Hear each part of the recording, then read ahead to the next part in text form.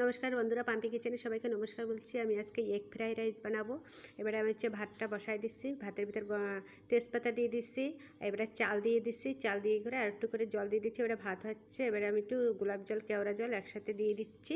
এবারে আলু কুচাই নেব। ফ্রাইড রাইসের ভিতরে আমি আলু দেবো, গাজর দেবো। এবারে আলু কুচাই নিচ্ছি, আলু কুচানি হয়ে গেছে। এবারে গাজর কুচাই নিচ্ছি, গাজরও কুচানি প্রায় হয়ে গেল। ওই একই সাইজ করে কুচাই নেব। এবারে গাজর কুচানি হয়ে গেছে। এবারে আমি পেঁয়াজ কেটে নেব। পেঁয়াজও সুন্দর করে কুচাই নিচ্ছি, পেঁয়াজও কাটা হয়ে যাচ্ছে। এবারে আমি লঙ্কা কুচাই নেব, লঙ্কা কাটা হয়ে যাচ্ছে। এবারে ভাতটা একটু দেখি, ভাত সুন্দর হয়ে গেছে, ঝুরো ঝুরো করে ভাত হয়ে গেছে। ভাত নামাই দিয়েছি, এবারে কড়াই বসাই দিয়েছি, কড়াইতে সাদা তেল দিয়ে দিছি।